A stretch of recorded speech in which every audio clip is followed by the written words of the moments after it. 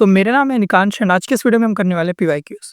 So before starting PYQs मैं आपको बताना चाहूँगा कि अभी हमारे 2 बैचेस यानी कि Rudra batch as well as हमारा विराट बैच रनिंग में है। तो अभी भी आप इसके अंदर आ सकते हो अगर आपको लगता है कि आपकी प्रिपरेशन उस लेवल तक नहीं आ पाई है, जहाँ पे आप बहुत अच्छा स्कोर कर सकते हो। तो अगर आप इस बैचेस में आओगे तो आपको बहुत ज़्यादा बेनिफिट होगा और ज़्यादा डिटेल्स के लिए आप इन पर्टिकुलर वीडियोज़ को देख सकते हो।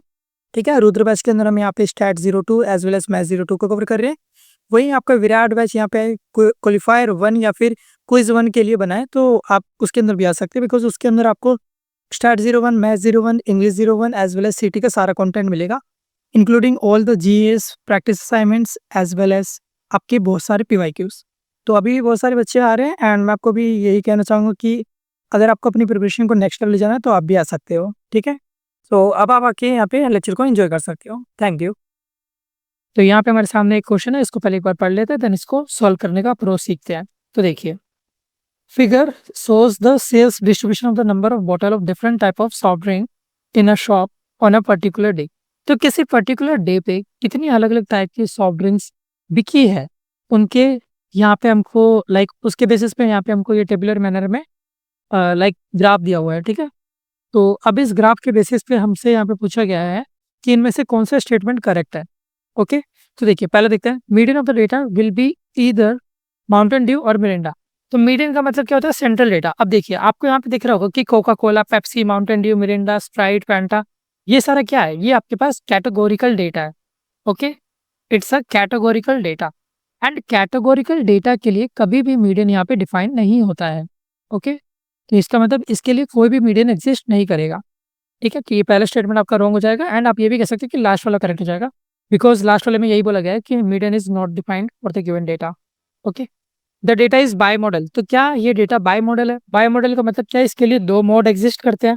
मोड का मीनिंग क्या होता है? मोड का मतलब होता है बिगेस्ट वैल्यू और largest value. Okay, largest value. तो यहाँ पे सबसे ज़्यादा वैल्यू किसकी है? तो आपको दिख रहा होगा कि कोका कोला की सेल्स जो है वो 15 है एंड मिरिंडा की सेल्स भी 15 है। तो ये दो लोग हैं यहाँ पे जिनके पास मैक्सिमम वैल्यू है। तो इसका मतलब है कि यहाँ पे दो मोड एग्जिस्ट करते हैं। अगर आपके डेटा के अंदर एक से ज़्यादा मोड होते हैं तो हम उसको मल्टी मॉडल डेटा कहते हैं एंड अगर वो दो मोड्स होते हैं तो हम इसको बाई मॉडल कहेंगे। ऐसे ही 3 मोड होते तो ट्राई मॉडल, 4 मोड होते तो क्वाड्रा मॉडल, ऐसे हम नाम देते हैं। ठीक है, तो ये तो सही है आपका, ये बाई मॉडल डेटा हो जाएगा। ठीक है, अगला mode is not defined for the given data. तो ये तो रॉन्ग है बिकॉज अभी हमने देखा है कि मोड हमने निकाला है। ओके, चलिए आगे बढ़ते हैं। तो आगे हमसे पूछा गया which of the following statement are true. तो इनमें से कौन सा स्टेटमेंट ट्रू है आपको ये बताना है। तो पहले देखते हैं, structured data does not follow a pre defined format whereas unstructured data does. तो ये तो उल्टा दे दिया है। आपको पता है कि स्ट्रक्चर्ड डेटा का एक डिफाइंड फॉर्मेट रहता है। ठीक है, वो एक अच्छे से टेबल वगैरह के फॉर्मेट में रहता है, वही अनस्ट्रक्चर का कोई भी डेटा नहीं होता। बट यहाँ पे इन्होंने उल्टा बोल रखा है तो इसीलिए रॉन्ग स्टेटमेंट है। अगला देखते हैं, recording of the data over times come under cross sectional data. तो ये रॉन्ग हो जाएगा बिकॉज आपको पता होना चाहिए कि क्रॉस सेक्शनल डेटा का मतलब होता है डायरेक्ट इन्फॉर्मेशन देना। वही टाइम सीरीज डेटा ऐसा डेटा होता है जिसके अंदर हम यहाँ पे एक अमाउंट ऑफ टाइम तक, यहाँ पे एक रेंज ऑफ टाइम तक हम यहाँ पे डेटा को रिकॉर्ड करते हैं। जैसे मान लीजिए अगर मैं आज से लेके इस साल के एंड होने तक डेली अगर वेदर देखूंगा, ठीक है, कि आज मतलब आप ऐसे लगा लो कि मैक्सिमम टेम्परेचर कितना गया है और उस डेटा को लगातार हम रिकॉर्ड करते जाएंगे पूरे साल तक, 12 महीने तक, तो वो डेटा आपका टाइम सीरीज डेटा होगा। ठीक है, तो ये भी आपका रॉन्ग हो जाएगा बिकॉज यहाँ पे इन्होंने क्रॉस सेक्शनल बोला, क्रॉस सेक्शनल नहीं, ये टाइम सीरीज डेटा होना चाहिए था। अगला देखते हैं, time taken by student to reach school from his home is a continuous variable.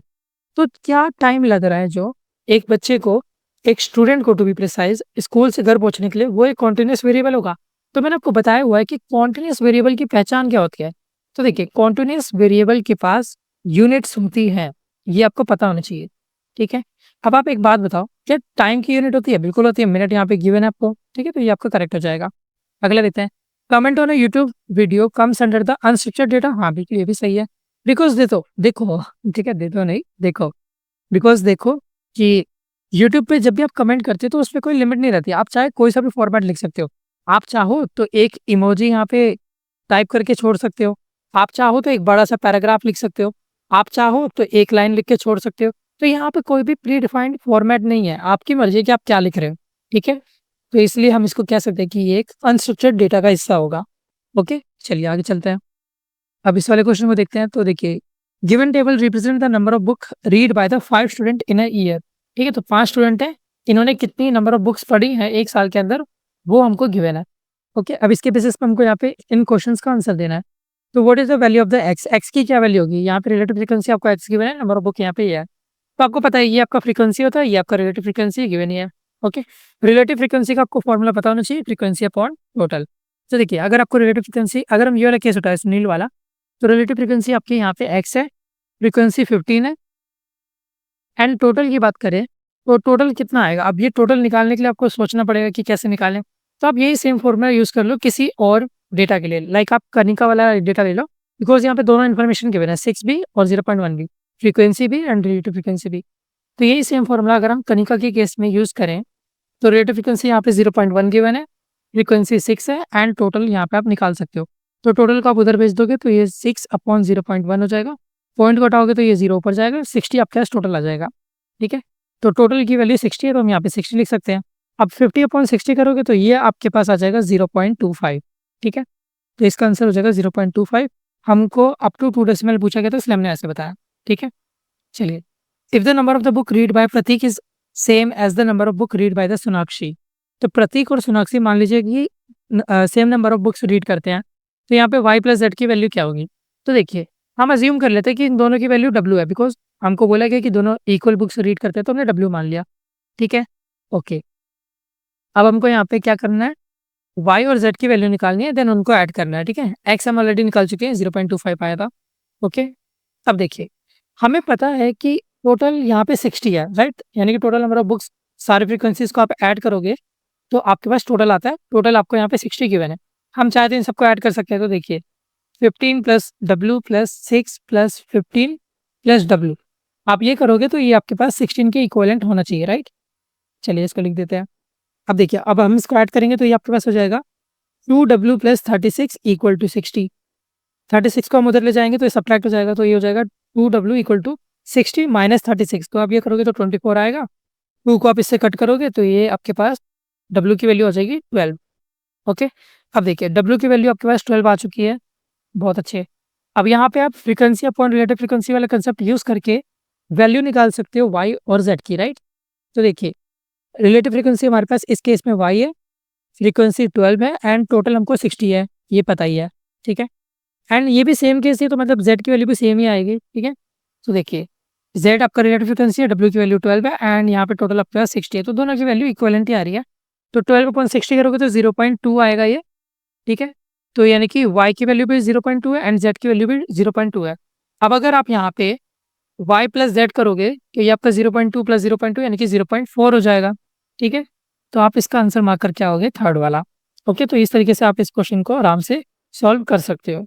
ठीक है, तो ये वाला कंफर्म क्वेश्चन है कि आपका आना ही आना, तो इसलिए आपको काफ़ी अच्छे से इसको प्रिपेयर करके रखना है। चलिए आगे चलते हैं।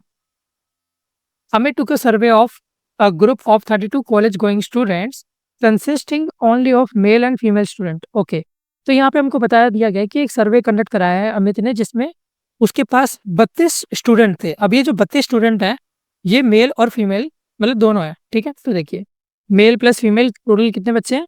32 हमने लिख लिया। ठीक है, साथ साथ इन्फॉर्मेशन को नोट डाउन करते रहो। To know whether they own a smartphone और नॉट, तो ये पता लगाने के लिए कि क्या ये स्मार्टफोन यूज़ करते हैं या नहीं करते हैं।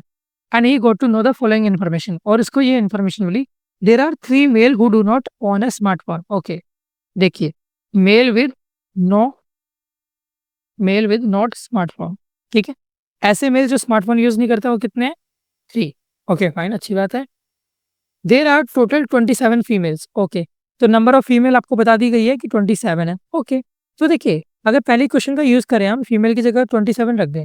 देखिए मेल और फीमेल दोनों को मिला के 32 बच्चे थे, 32 में से 27 तो आपके फीमेल्स हैं, तो बाकी के जो रिमेनिंग होंगे वो मेल्स होंगे। तो मेल आपके पास कितने आ जाएंगे? यहाँ से आपके पास मेल हो जाएंगे 32 माइनस 27, एंड ये आपके ऑफकोर्स 5 आ जाएगा। ठीक है, तो यानी कि टोटल यहाँ पे कितने मेल आपके पास? 5। अब देखो 5 मेल में से 3 मेल ऐसे हैं जो स्मार्टफोन यूज़ नहीं करते हैं, तो बाकी के जो रिमेनिंग होंगे वो स्मार्टफोन यूज़ करते होंगे, राइट? तो मेल विद स्मार्टफोन कितना हो जाएगा? 5 माइनस 3 यानी कि 2। ओके, तो देखिए हमने यहाँ पे मेल का डेटा निकाल लिया कि टोटल मेल कितने थे? 5, उस 5 में से 3 मेल ऐसे हैं जो स्मार्टफ़ोन यूज़ नहीं करते, बाकी के जो 2 रिमेनिंग है वो यूज़ करते हैं। Okay fine. चलिए आगे देखते हैं। There are total 26 student who do not own a smartphone. Total 26 लोग ऐसे हैं जिनके पास फ़ोन नहीं है। ओके? तो देखिए male with phone plus female with phone, इनको कंबाइन करने पे 26 बच्चे आ रहे थे, राइट? तो देखो मेल और फीमेल जिनके पास फ़ोन है उनको कंबाइन करके 26 आने चाहिए, बिकॉज़ 26 बच्चे ऐसे हैं जिनके पास फ़ोन नहीं है। अच्छा, नॉट फ़ोन होना चाहिए, यहाँ पे नॉट फ़ोन होगा। ओके, नॉट फ़ोन, ठीक है? अब देखो ऑलरेडी हम निकाल चुके हैं मेल विदाउट फ़ोन या विद नॉट स्मार्टफ़ोन, ठीक है? तो यहाँ पे 3 लिख दिया, ठीक है? विदाउट लिखना चाहिए था। चलो इंग्लिश को तो मैंने ऐसे-तैसे कर दी, बट ठीक है कोई बात नहीं। कांसेप्ट समझ आना चाहिए, ठीक है? तो मेल विद नॉट फ़ोन, ठीक है? ये हमारे पास 3 हो गया, विदाउट फ़ोन लिखना चाहिए था मेरे को। Yes, female with no phone, ठीक है? Not phone. ओके, मेरे को काफ़ी इंग्लिश क्या ही बोलूँ मैं, ठीक है? चलिए कोई बात नहीं। तो यानी कि हमारे पास यहाँ पे इसी क्वेश्चन से निकल जाएगा female without smartphone, right? Female without phone हमारे पास यहाँ पे निकल कर आ जाएगा 26 माइनस 3 यानी कि 23। ओके, चलिए अब देखिए ऑफ कोर्स आपके पास यहाँ पे फीमेल विदाउट फ़ोन आ गया। टोटल फीमेल 27 थी, तो बाकी की जो रिमेनिंग होगी उनके पास फ़ोन होगा, ठीक है? तो फीमेल विद फ़ोन कितना हो जाएगा? 27 में से 23 के पास फ़ोन है, तो बाकी के रिमेनिंग 4 के पास नहीं होगा। ओके, उल्टा बोल दिया मैंने। देखिए 27 में से 23 के पास फ़ोन नहीं है, तो बाकी के 4 के पास फ़ोन होगा, ठीक है? तो ये सारे डेटा को हमने लिख दिया है, ओके? अब देखिए, हमको यहाँ पे पूछा क्या था? Create a two way contingency table and find out the number of male in the group who own a smartphone. तो कितने नंबर ऑफ मेल है जिनके पास स्मार्टफ़ोन है? तो मेल विद स्मार्टफ़ोन ये तो आपका 2 डायरेक्ट आंसर आ जा रहा है, ठीक है? तो इसको मार्क कर दोगे। अब यहाँ पे इन्होंने ये भी कहा था कि कॉन्टिजेंसी टेबल बनाओ, ठीक है? तो हम एक काम करते हैं, कॉन्टिजेंसी टेबल बना देते हैं, ठीक है? तो कॉन्टिजेंसी टेबल क्या होता है? एक ऐसा टेबल जिसके अंदर हमारे पास एक से ज़्यादा एलिमेंट होते हैं, ठीक है? अब देखो इसको एक बार बना देते हैं। ओके, चलिए ये हमारे पास एक बेसिक फॉर्मेट हो गया। अब देखिए यहाँ पे हम जेंडर लिख सकते हैं मेल एंड फीमेल, ठीक है? यहाँ पे आपका नेट रिजल्ट आ जाएगा, ठीक है? तो ये आपका जेंडर हो गया। आप स्मार्टफ़ोन ऑन करते हैं या नहीं करते? तो देखिए ऑन का मतलब है इनके पास फ़ोन है एंड नॉट ऑन का मतलब हो गया इनके पास फ़ोन नहीं है। ओके, चलिए इसको थोड़ा और फैला देते हैं। अब देखिए कितने मेल ऐसे थे जिनके पास स्मार्टफ़ोन था? तो 2 थे ऐसे, हमने पीछे भी निकाला था, ठीक है? देखो लिखा हुआ है ना मेल विद स्मार्टफ़ोन, तो ये 2 लोग थे, ठीक है? हमने 2 लिख दिया। फीमेल कितनी थी जिनके पास स्मार्टफ़ोन था? तो फीमेल विद स्मार्टफ़ोन आपके पास 4 थी, तो ये 4 हो गया। यानी कि टोटल यहाँ पे 6 बच्चे ऐसे हैं जिनके पास फ़ोन है, ठीक है? ये आपका नेट आ रहा है, ठीक है? नेट नेट मतलब टोटल। अब देखिए मेल विद विदाउट फ़ोन, ठीक है? तो विदाउट फ़ोन कितने मेल हैं यहाँ पे? 3। ओके, तो हमने यहाँ पे 3 लिख दिया। ओके, यहाँ पे टोटल लिख देते हैं। तो देखिए टोटल आपके पास 2 और 3 5 मेल्स थे, तो हमने ऐसे लिख दिया, ठीक है? ओके, अब देखिए फीमेल विदाउट फ़ोन कितनी थी यहाँ पे? तो फीमेल विदाउट फ़ोन 26 थी, तो हमने यहाँ पे क्या करा 26 लिख दिया। तो 4 और 26 टोटल आपके पास यहाँ पे अ, अच्छा एक सेकंड 26 होगा कि अच्छा ये 23 होगा। हाँ जी 23। ओके, ये 23 है। फीमेल विदाउट फ़ोन, ठीक है? तो देखिए ये रहा ना फीमेल विदाउट फ़ोन, ये 23 है। तो 23 लिख दिया। अब देखो 24 और 4 टोटल 27 फीमेल्स थी, ठीक है? देखिए आप इनको ऐड करेंगे तो टोटल आपके पास 32 बच्चे थे, ये आ गया। और टोटल फीमेल्स कितनी थी? 26। तो ये हमने क्या करा एक कॉन्टिजेंसी टेबल बना दिया, जिसमें हमको सारा इन्फॉर्मेशन यहाँ पे राइट डाउन हमने कर दिया है। ऑल्दो इसकी ज़रूरत नहीं थी बिकॉज़ हम ऐसे कंसेप्ट वाइज़ भी कर सकते थे, ठीक है? बाकी आप ये बना लेते तो और बेटर है, ठीक है? चलिए अब आगे देखते हैं। तो सेम क्वेश्चन के लिए अब हमें आगे पूछा गया है कि इनमें से कौन-सा करेक्ट स्टेटमेंट है? तो देखिए जो-जो पूछा गया है उसको हम यहाँ पे जवाब देते हैं। There are 40% of the male who do not own a smartphone. तो क्या 40% मेल ऐसे हैं जिनके पास फ़ोन नहीं है? तो पहली बात तो टोटल मेल कितने हैं आपके पास यहाँ पे? तो देखिए टोटल मेल थे यहाँ पे 5, ठीक है? देखिए 5 थे यहाँ पे टोटल मेल्स। 5 में से आपके पास यहाँ पे 3 मेल ऐसे हैं जिनके पास फ़ोन नहीं है। तो 3/5 इंटू 100 करेंगे तो परसेंटेज निकल जाएगा। तो जब आप ये करोगे तो 5 से इसको कट करोगे तो 20 आएगा एंड ये 60 आ जाएगा। यानी कि 60% मेल ऐसे हैं जिनके पास स्मार्टफ़ोन नहीं है, बट इन्होंने तो 40 बोला तो ये रॉन्ग हो जाएगा। ठीक है, अगला देखते हैं। There are 14.81% of the female who own a smartphone. ठीक है, तो देखिए, तो यहाँ पे एक बार देख लेते हैं कि कितनी फीमेल थी टोटल 27। 27 में से 23 यहाँ 27 में से 4 के पास यहाँ पे फ़ोन है। ओके, तो देखिए 27 में से यहाँ पे लिख देते हैं आउट ऑफ 27 4 के पास फ़ोन है, इंटू में 100 करेंगे, तो आप यहाँ पे मल्टीप्लिकेशन वगैरह कैलकुलेशन करोगे तो 14.81% ही आएगा। इसका मतलब यस, ये आपका करेक्ट स्टेटमेंट है। अगला देखते हैं, 18.75% of the total student on a smartphone. तो देखिए, टोटल स्टूडेंट आपके पास कितने थे? 32। 32 में से 26 के पास फ़ोन नहीं था एंड 6 के पास फ़ोन था। ठीक है, तो हम कह सकते हैं कि 6 के पास फ़ोन है आउट ऑफ 32। अब इसको परसेंटेज में कन्वर्ट करने के लिए हम इंटू 100 कर देंगे। अब आप इसको कैलकुलेट करोगे तो ये 18.75% ही आएगा। तो मतलब ये वाला स्टेटमेंट भी करेक्ट है। अगला देखते हैं, we can calculate covariance to find the association between gender and ownership of the smartphone. तो ये आपका रॉन्ग हो जाएगा। व्हाई? बिकॉज कोवेरिएंस आपके पास एग्जिस्ट तभी करता है जब आपके पास न्यूमेरिकल क्वांटिटीज होती हैं। बट यहाँ पे जो जेंडर और ओनरशिप ऑफ द स्मार्टफोन है, ये आपके पास कैटेगोरिकल डेटा है। कैटेगोरिकल डेटा के लिए कोवेरिएंस एग्जिस्ट नहीं करता है। ठीक है, तो आपका बी और सी ऑप्शन यहाँ पे करेक्ट हो जाएगा। चलिए आगे चलते हैं। Consider the following 3 statement. Statement 1, election symbol is a categorical variable. तो क्या ये सही है या गलत है? तो जो आपके इलेक्शन के सिंबल्स होते हैं, क्या वो कैटेगरीज के अंदर लाई करते हैं? बिल्कुल करते हैं। जैसे कि बीजेपी का यहाँ पे इलेक्शन सिंबल क्या है? लोटस।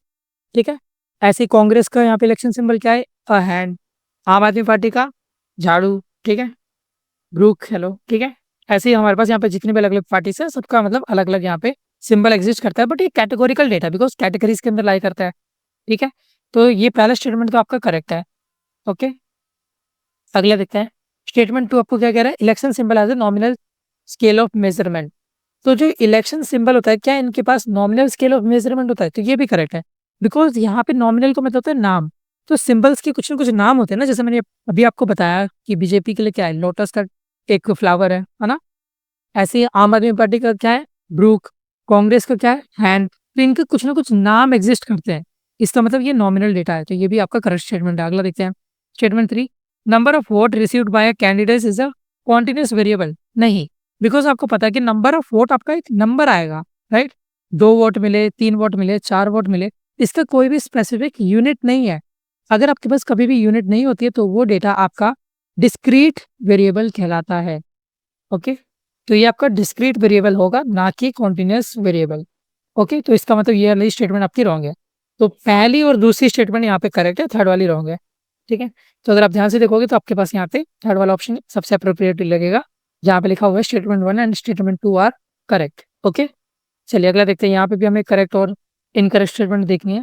तो descriptive stats is concern with drawing of conclusion from the sample data. तो ये तो रॉन्ग हो जाएगा बिकॉज डिस्क्रिप्टिव में डायरेक्ट इन्फॉर्मेशन गिवन रहती है, कंक्लूजन वगैरह हम इन्फ्रेंशियल में निकालते हैं। Okay, inferential stats is concern with describing and summarising data. तो ये भी रॉन्ग हो जाएगा बिकॉज ये सारा काम तो डिस्क्रिप्टिव डेटा का होता है। Inferential stats doesn't require sample data. तो ये भी रॉन्ग है बिकॉज इन्फ्रेंशियल में आपको सैम्पल डेटा चाहिए ही होता है, उसी सैम्पल के बेसिस पे आप यहाँ पे फाइनल कंक्लूजन निकालते हो। ठीक है, तो ये भी रॉन्ग हो जाएगा। इसका मतलब लास्ट ऑप्शन आपका करेक्ट है, जो कि कह रहा है कि जितने भी अबव स्टेटमेंट थे वो सारी की सारी इनकरेक्ट थी। ओके, चलिए आगे चलते हैं। तो यहाँ पे हमारे पास 4 इमेज है जिसमें हमें स्कैटर प्लॉट गिवन है। अब हमें इसमें बताना है कि कोरिलेशन की वैल्यू असेंडिंग ऑर्डर में किस में है। तो देखिए, असेंडिंग ऑर्डर का मतलब क्या रहता है? छोटे से बड़ा, right? Small to big. Okay, अब इसमें सबसे अच्छा कौन सा होगा हमें ये बताना है। ठीक है, तो देखिए, कोरिलेशन आपका क्या होता है? जब आपकी वैल्यू 1 के क्लोजेस्ट जाती है तो वो बढ़ता है, और -1 के क्लोजेस्ट जाती है तो वो स्ट्रेट लाइन में घटता है। ठीक है, जितनी ज़्यादा वैल्यू क्लोज होती है उतना ज़्यादा ये जो पॉइंट्स होते हैं ये क्लोज होते हैं, स्ट्रेट लाइन बनाते हैं। ओके, तो देखिए आपको दिख रहा है कि पहले वाले में अगर आप ध्यान से देखोगे तो आपको दिख जाएगा कि ये सबसे अच्छा है बिकॉज ये ऊपर की तरफ जा रहा है, राइट? ये ऊपर की तरफ जा रहा है एंड यहाँ पे काफ़ी क्लोज है जितने भी हमने यहाँ पे प्लॉट्स बनाए हैं। ठीक है, तो ए वाले की वैल्यू सबसे ज़्यादा होगी बिकॉज हमें असेंडिंग ऑर्डर ही चाहिए, तो ए मस्ट बी मैक्सिमम। तो इसको देखते ही आपके पास यहाँ पे पहला ये मतलब सेकंड ऑप्शन करेक्ट हो जाएगा बिकॉज ए मैक्सिमम होना चाहिए। बट इसके अलावा भी अगर हम ध्यान से देखें तो देखिए, ये ऊपर की तरफ जा रहा है, इसके अलावा ये जो डी वाला ये ऊपर की तरफ जा रहा है, भले ही यहाँ पे थोड़ा दूर है, यानी कि 1 से थोड़ी दूर वैल्यू है इसकी, 1 से थोड़ी कम वैल्यू है, बट है तो ये भी ऊपर की तरफ जाने वाला है। तो ये आपका 1 सबसे ज़्यादा इसकी वैल्यू हो जाएगी, ओके, देन इसकी अब देखिए ये दोनों ही डिक्लाइन पे है ना, ये दोनों ही डिक्लाइन पे है। बट अगर आप देखोगे तो ये वाला कुछ ज़्यादा ही डिक्लाइन, बिकॉज़ यहाँ पे पॉइंट्स जो है वो काफ़ी ज़्यादा क्लोज़ है, मतलब बहुत ज़्यादा नेगेटिव वैल्यू होगी। ये बहुत ज़्यादा छोटा इसका वैल्यू आएगा। तो मतलब ये सबसे कम होना चाहिए, तो बी आपका लास्ट होना चाहिए, 4th एंड ये वाला आपका 3rd हो जाएगा, राइट? ओके, चलिए। तो ऑफ कोर्स अगर आप देखोगे तो 1, 2, 3, 4 यानी कि आपका ए, डी, सी, बी ये आपका करेक्ट सीक्वेंस होगा। चलिए आगे चलते हैं। अब इस वाले को देखते हैं। तो ये वाला भी क्वेश्चन काफ़ी ज़्यादा पॉपुलर है एंड इसमें थोड़ा बहुत कन्फ्यूजन भी होता है बच्चों को, तो इसको आप एक बार अच्छे से देख लो। If the mean of the observation x1 से लेके x8 तक ये 6 है and mean of the observation x8 से लेके x15 तक ये 13 है, x8 की वैल्यू आपको 3 बता दी गई है, तो यहाँ पे x1 से लेके x15 तक का मीन क्या होगा? ओके, तो देखिए आपको यहाँ पे गिवन है कि x1 x2 से लेके जब आप x8 तक का देखते हो डेटा, तो इसका अगर आप मीन निकालोगे, मीन का मतलब क्या होता है? Sum of observation upon total number of observation. तो 1 से लेके 8 तक यानी कि यहाँ पे 8 अलग-अलग एलिमेंट्स हैं। तो ये मीन आपको गिवन है 6। ओके, अब इस इक्वेशन की हेल्प से आप क्या कर सकते हो? आप यहाँ पे क्रॉस मल्टीप्लाई करोगे, जब 8 को उधर भेज दोगे तो आपके पास क्या मिलेगा यहाँ पे? x1 से लेके x8 तक का सम जो कि आपके पास 48 आएगा। ये आपकी पहली इक्वेशन हो गई, ठीक है? अब देखिए आगे क्या गिवन है कि x8 प्लस x9 ऐसे करते-करते x15 का अगर आप मीन निकालोगे ना कि इनको ऐड करोगे और इनके नंबर ऑफ ऑब्जर्वेशन देखोगे। अब देखो नंबर ऑफ ऑब्जर्वेशन निकालना था तो कैसे करते हैं? 15 माइनस 8 करोगे तो आपके पास एग्जैक्ट नंबर ऑफ जो भी हमारे पास यहाँ पे एलिमेंट है वो निकल के आ जाएंगे। ऑफ कोर्स ये भी आपके पास 80 आने वाला है। ये आपको गिवन है 13, ठीक है? तो देखो x8 x9 ऐसे करते-करते x15 तक का आपको सम मिल जाएगा 13 टाइम्स 8। जब आप ये 13 टाइम्स 8 करोगे तो ये आपके पास 104 आएगा। ओके, एंड साथ ही साथ आपको बताया गया कि x8 की वैल्यू कितनी है? 3। अगर आप ये नीचे वाली इक्वेशन में x8 की जगह 3 रख दोगे, 3 plus x9 plus x10 plus ऐसे करते-करते x15 तक इक्वल टू 104। अब इस 3 को आप उधर ले जाओगे तो यहाँ पे ये हो जाएगा आपके पास ये आपके पास क्या बनकर आएगा? x9 से लेके x10 तक का सम इक्वल टू 104 माइनस 3 यानी कि 101, ठीक है? तो ये आपके पास सेकंड इक्वेशन बन गई। तो देखो आपको दिख रहा है कि 1 से लेके 8 तक का सम और 9 से लेके 15 तक का सम आपके पास यहाँ पे गिवन है 48 एंड 101 एंड हमको निकालना क्या था? x1 से लेके x15 तक का मीन। तो x1 से लेके x15 तक का अगर आप मीन निकालोगे तो इसका मतलब है सम ऑफ ऑब्जर्वेशन। ओके, ऐसे करते-करते x8 तक प्लस x9 से लेके ऐसे-ऐसे करते-करते x15 तक। आपको इन सबको ऐड करना है अपॉन में टोटल नंबर ऑफ ऑब्जर्वेशन जो कि आपके पास 15 होने वाला है, ठीक है? अब देखिए x1 से लेके x9 और x9 से लेके x1 से लेके x8 और x9 से लेके x15 तक का सम आपको गिवन है। तो 1 से लेके 8 तक का सम आपके पास यहाँ पर आया था, ये आपके पास आया था 48 प्लस ये आपके पास आया था 101 अपॉन में 15। अब आप इसको सॉल्व कर दोगे, ठीक है? तो ये आपके पास हो जाएगा 149 अपॉन 15। जब आप इसको कैलकुलेट करोगे कैलकुलेटर के थ्रू तो 9.93 आपका फाइनल आंसर आएगा। ओके, तो इस तरीके से आप इस क्वेश्चन को सॉल्व कर सकते हो। चलिए आगे चलते हैं। तो नेक्स्ट क्वेश्चन, तो यहाँ पे हमको क्या करना है? पॉपुलेशन का कोवेरिएंस निकालना है। तो ये डायरेक्ट आपका एक फॉर्मूला बेस्ड क्वेश्चन है। ये वाला क्वेश्चन मैंने आपको प्रैक्टिस भी कराया हुआ है, ठीक है? तो जब आपने लेक्चर देखा था तो आपको इसमें ये सारी चीज़ें मैंने कवर कराई हुई थी। तो मैं चाहूँगा कि आप इसको as a homework low and इसको खुद से सॉल्व करने की कोशिश करना, ठीक है? आराम से हो जाएगा, स्टेप बाय स्टेप चलना, जैसे स्टेप सिखाए थे सेम वही प्रोसेस लगाना। चलिए आगे देखते हैं। The marks out of 100 scored by Manoj in a semester exam are given as ये if Nitin has scored 5 more marks than Manoj in each subject। तो आपको यहाँ पे सब क्वेश्चन का आंसर देना है। तो मीन कितना होगा नितिन का? तो देखिए हमको गिवन है मनोज के स्कोर्स। तो मनोज के स्कोर कितने कितने हैं? 60, 70, 65, 75 एंड 80, ठीक है? नितिन को आपको बताया गया है कि नितिन के हर सब्जेक्ट में 5 मार्क्स ज़्यादा आए हैं, ठीक है? तो अगर हर सब्जेक्ट में 5 मार्क्स ज़्यादा आए हैं तो यानी कि अगर मनोज के 60 है तो इसके 65 होंगे, इसके 70 है तो इसके 75, 65 है तो 70, 75 है तो 80, 80 है तो इसके 85। ये मार्क्स रहे होंगे नितिन के। अब इसका मीन निकालना काफ़ी ईज़ी है, हम निकाल सकते हैं। Sum of observation upon total observation यानी कि 5, ठीक है? तो ये आपके पास हो जाएगा 375 अपॉन 5। आप इसको कट करोगे तो 75 आएगा, ठीक है?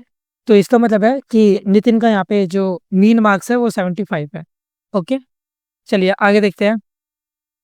तो देखिए, if the teacher wants to give the marks out of 50, अगर टीचर को यहाँ पे 100 की जगह 50 में से मार्क्स देने हैं एंड वो मॉडिफाई करना चाहती है मार्क्स को इस फॉर्मूला के बेसिस पे। ओके, तो आपको बताना है कि यहाँ पे पॉपुलेशन का वेरिएंस क्या होएगा मनोज के मार्क्स का। ओके, तो देखिए पहली बात तो ये मॉडिफाइड मार्क्स देख लेते हैं। तो देखिए मॉडिफाइड मार्क्स आपको देखने में लग रहा होगा कि क्या ही दे दिया, बट कायदे से देखोगे तो 50 से इसको कट करेंगे तो ये 2 आ जाएगा। यानी कि जितने भी मार्क्स थे सिर्फ आपको उसको आधा करना है तो आपके मॉडिफाइड मार्क्स आ जाएंगे। ओके, मनोज के पहले मार्क्स कितने थे? 60, 70, 65, 75, 80। आपको क्या करना है? मार्क्स बाई 2, यानी कि बस आधा आधा करना है। तो इसके मार्क्स कितने कितने हो जाएंगे? 30, 35, 32.5, 37.5 एंड 40। ठीक है, तो ये मार्क्स हो गए मनोज के।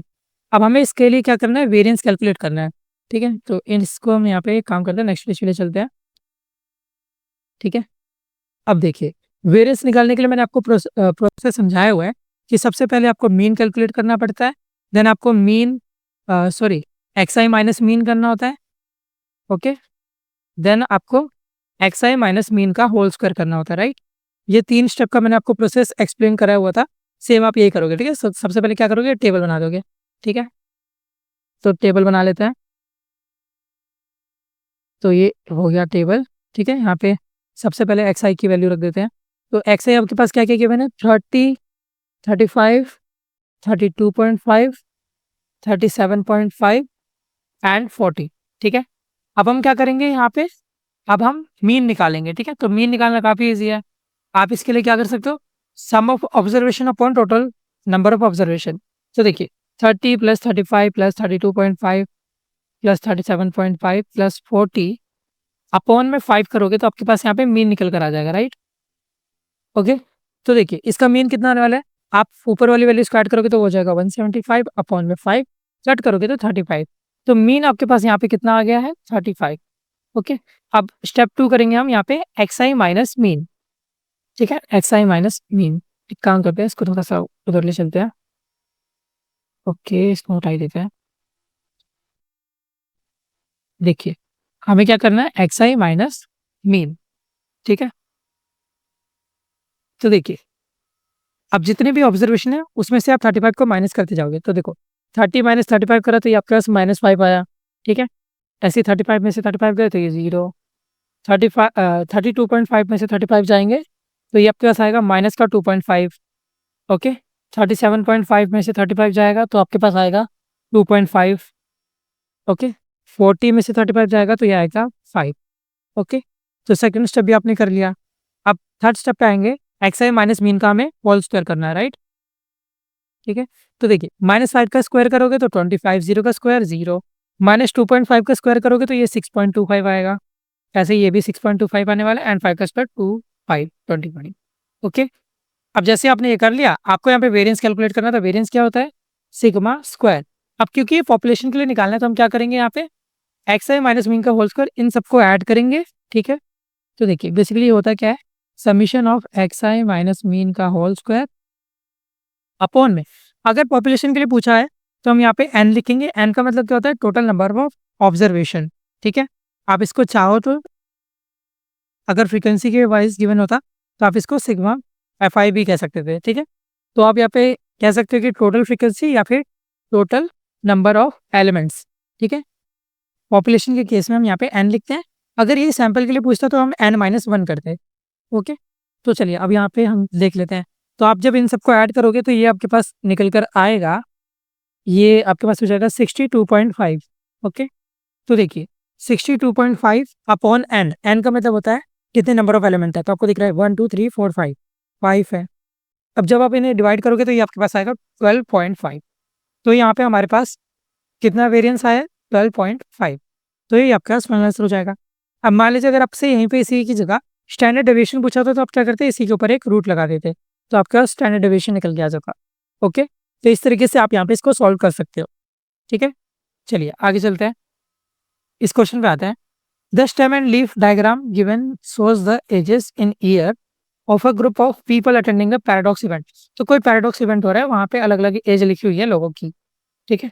अब इसके बेसिस पे हमसे यहाँ पे क्वेश्चन पूछा गया, तो देखिए स्टेम लीफ को सॉल्व करने की सबसे अच्छा तरीका क्या रहता है, पहले आप इसको सिंपल डेटा में कन्वर्ट कर दो। तो जैसे 1 और 4 लिखा है तो आप क्या करोगे, 14, 15, 15, 18, 18, ऐसे ही अब 21, 21, 22, 22, 24, 24, ऐसे 31, 31, तो 31, 31, फिर 32, 33, 33, 33 और फिर लास्ट में 34। अब आपको पता होना चाहिए कि स्टेम लीफ ये जो स्टेम प्लॉट डायग्राम होता है ये हमेशा हमारा असेंडिंग ऑर्डर में होता है, ठीक है। अब हमको करने के मीडियन निकालना है, तो मीडियन निकालने के लिए तरीका आपको मैंने बताया हुआ है कि कोई भी डेटा हो सबसे पहले उसको असेंडिंग ऑर्डर में अरेंज करो, फिर मिडल वैल्यू देखो, ठीक है। तो यहाँ पे नंबर ऑफ एलिमेंट कितने हैं, 1 2 3 4 5 6 7 8 9 10 11 12 13, 13 एलिमेंट है, ठीक है।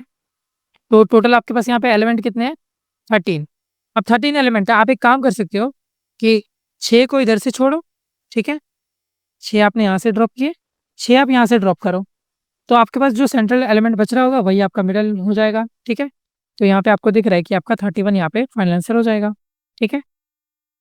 ओके, तो 31 आपके क्या है, मिडल मोस्ट वैल्यू है, ठीक है। तो इसको आप काफ़ी आराम से ऐसे निकाल के देख सकते हो, ठीक है। चलिए अगला देखते हैं, how many people are 20 above 23 of age. तो यहाँ पे 23 से ज़्यादा किस किसकी कितनी उम्र है, तो 24, 31, 31, 32, मतलब यहाँ से लेके यहाँ तक का जितना डेटा है ये सारा ये आपका ओके 22 को एक्सक्लूड करेंगे, ठीक है। 24 से लेके 34 तक का जितना भी डेटा है ये सारे उन लोगों का है जिनकी एज 23 से ज़्यादा है। तो कितने लोग हैं टोटल, 1 2 3 4 5 6 7 8, 8 लोग ऐसे हैं, ठीक है। तो इसका आंसर कितना हो जाएगा, 8। ओके, चलिए अब अगला देखते हैं, the mode of the observation x1 से लेके xn तक ये 40 गिवन है। तो मोड ऑफ ऑब्जर्वेशन क्या होगा अगर हम ये चेंजेस करेंगे, ठीक है। तो ये वाला भी मैंने आपको सिखा रखा है, ठीक है। तो एक बार इसमें देख लेते हैं। तो देखिए हम यहाँ पे क्या कर रहे हैं, हर ऑब्जर्वेशन को पहले डबल कर रहे हैं, देखिए 2 टाइम्स का रखा है ना सब में, और फिर 10 को ऐड कर रहे हैं।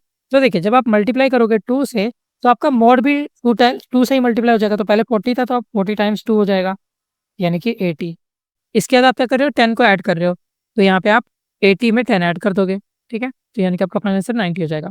याद रखना हमेशा यहाँ पे बॉड मास वाला मेथड यूज करना है, मल्टीप्लिकेशन पहले करना है, एडिशन बाद में करना है। अगर आप उल्टा करोगे तो आपका आंसर यहाँ पे गलत हो जाएगा, ठीक है। तो फाइनल आंसर कितना हो जाएगा, 90। चलिए आगे चलते हैं। अब इस क्वेश्चन में हमसे क्या पूछा गया है कि सेम यहाँ पे सेम डेटा के ऊपर पूछा गया है इनमें से कौन सा करेक्ट स्टेटमेंट है। तो 25 percentile is the first quartile, तो ये तो रॉन्ग हो जाएगा। अच्छा नहीं, सही है सही है, 25 परसेंटाइल का मतलब फर्स्ट क्वार्टाइल होता है। तो देखिए फर्स्ट क्वार्टाइल का मतलब क्या हो गया, 25 परसेंटाइल। ऐसे ही सेकंड क्वार्टाइल का मतलब क्या रहता है, 50 परसेंटाइल, एंड 50 परसेंटाइल को हम यहाँ पे मीडियन भी कहते हैं, ठीक है। ऐसे ही जो थर्ड क्वार्टाइल होता है वो आपका 75 परसेंटाइल होता है, एंड फोर्थ क्वार्टाइल आपका क्या होता है, 100 परसेंटाइल। ओके, तो ये आपको पता होना चाहिए। चलिए आगे देखते हैं, median is the 60th percentile of any data, तो ये रॉन्ग हो जाएगा, मैंने भी आपको बताया 50th होना चाहिए। इंटर क्वार्टाइल रेंजिंग जो आपका IQR होता है ये डिफरेंस होता है third quartile and second quartile का, तो ये भी आपका स्टेटमेंट गलत है। अब देखिए IQR जो आपका इंटर क्वार्टाइल रेंज होता है इसका मतलब क्या होता है, इसका मतलब होता है 75 परसेंटाइल माइनस 25 परसेंटाइल। ओके, यानी कि आपका third quartile minus first quartile, but यहाँ पे तो उन्होंने थर्ड एंड सेकंड के बीच का डिफरेंस दे दिया, तो ये तो रॉन्ग हो जाएगा, ठीक है। तो ये आपका एग्जैक्ट होना चाहिए था। चलिए आगे देखते हैं लास्ट वाला option, we need to arrange the data in the ascending order to calculate the percentile. तो जब भी हम परसेंटाइल को कैलकुलेट करते हैं तो हम यहाँ पे असेंडिंग ऑर्डर में डेटा को कन्वर्ट कर लेते हैं पहले। हाँ बिल्कुल सही, हमने जब आपको परसेंटाइल वाला हिसाब सिखाया था, परसेंटाइल वाले क्वेश्चन बताए थे, तो मैंने आपको बताया था कि जब भी आप परसेंटाइल कैलकुलेट करोगे तो सबसे पहले आपको क्या करना पड़ेगा, असेंडिंग ऑर्डर में डेटा को कन्वर्ट करना होगा, उसके बाद ही आप आगे का प्रोसेस लगा पाओगे, ठीक है। तो इस तरीके से हमने यहाँ पे थोड़े और PYQs कर लिया। आई होप आपका और कॉन्फिडेंस बढ़ा होगा, एंड जितने ज़्यादा PYQ सॉल्व करोगे उतना ज़्यादा आपको कॉन्फिडेंस बूस्ट भी होगा, एज वेल एज आपको प्रैक्टिस भी होती जाएगी, ठीक है। तो अब इतने ही क्वेश्चन आते हैं, ये जितने मैंने अभी आपको क्वेश्चन कराए हैं ये आपके एक शिफ्ट के क्वेश्चन है, ठीक है। तो क्वेश्चन आपके इतने ही आते हैं, बट ये जो आपके एक ही सेम चीज़ पे 3-3 क्वेश्चन पूछे गए ना, तो ये आपके जैसे ये 1 नंबर का हो गया, फिर ये 1 नंबर का, फिर ये 2 नंबर का, ऐसे ऐसे बटे रहते हैं, ठीक है। तो इस तरीके से आप इसको करते हो। तो अगेन सिंपल सा सिस्टम है, आपको क्वेश्चन करने हैं, प्रैक्टिस करने हैं, जितने ज़्यादा प्रैक्टिस करोगे उतना ज़्यादा आपका कंसेप्ट भी स्ट्रॉन्ग होगा, एंड साथ ही साथ फंडामेंटल बहुत ज़्यादा जरूरी है आपका स्ट्रॉन्ग करना, ठीक है। बिकॉज ये जितने भी कंसेप्ट है अगर आप इसको अच्छे रखोगे तभी आप आगे और बेटर कर पाओगे। आगे कंसेप्ट जब आप सेकंड क्विज़ में जाओगे या अपने एंड टर्म में जाओगे तो आपको और ज़्यादा मेहनत करनी पड़ेगी, ठीक है? बिकॉज़ और ज़्यादा कंसेप्ट बहुत ज़्यादा कॉम्प्लेक्स होते जाएँगे, तो इसलिए आपको यहाँ पे अपना बेस स्ट्रॉन्ग रखना पड़ेगा, ठीक है? एंड प्रैक्टिस करोगे तो डेफ़िनेटली मार्क्स भी आ जाएँगे अच्छे, ठीक है? तो अच्छे से प्रैक्टिस करो, एम करो कि आप यहाँ पे 100% स्कोर करो, ठीक है? एंड ऑफ कोर्स आप कर सकते हो, बस अच्छे से आपको प्रैक्टिस करनी है एंड प्रॉब्लम सॉल्विंग पे अच्छे से फोकस करना है, ठीक है? बाकी मिलते हैं नेक्स्ट लेक्चर में, जब तक के लिए all the best for your future.